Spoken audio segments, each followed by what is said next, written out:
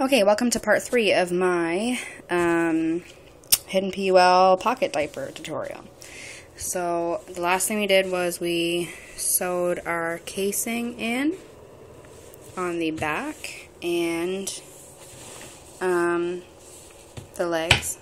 So the next step is to thread your elastic through and tack down your ends. So some people use a bodkin. I've tried with a bodkin, I can't do it. So I use a safety pin. Basically how you measure out your elastic is you take it, I'm doing it for the back here right now. You put it at your start point, and I like to go a little bit over because I like to have a little bit of extra so I can pull it through. So I'm not having to stitch it like right on the edge. It just gives me a little bit of reassurance that it's not going to, undo from the stitching. So I go a little bit over.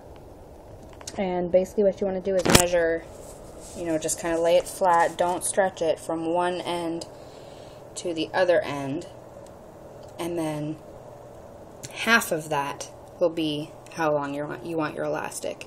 So for this one, it goes from here to, let's say, there. So I'll take that length, and half of that will be the elastic for the back. And then you do the exact same thing for along the legs. You don't stretch it. You start here, go down to here. Half of that is the elastic for your legs. And then what you do is you take this. If you use a bodkin, you can use a bodkin. That's fine. I find it easier with a safety pin. And you attach your safety pin to the end of this. Start from the inside. Go to the inside of your diaper. Start threading it through until you get to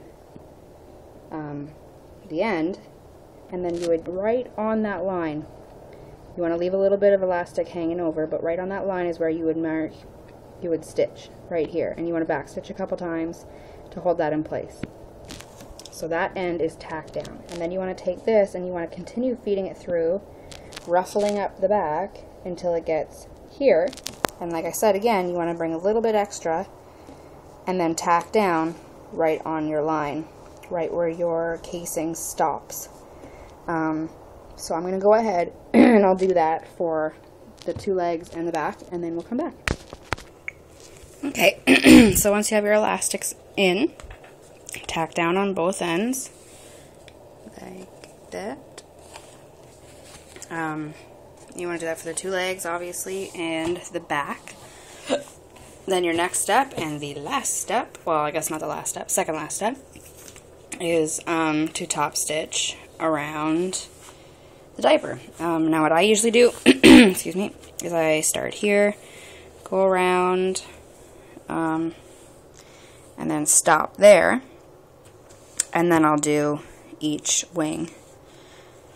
So you don't actually have to go around this at all. Your start and stop points are where your elastics were tacked down. That's how I do it anyway. So I'll do that, and then we'll come back and we'll do the last step.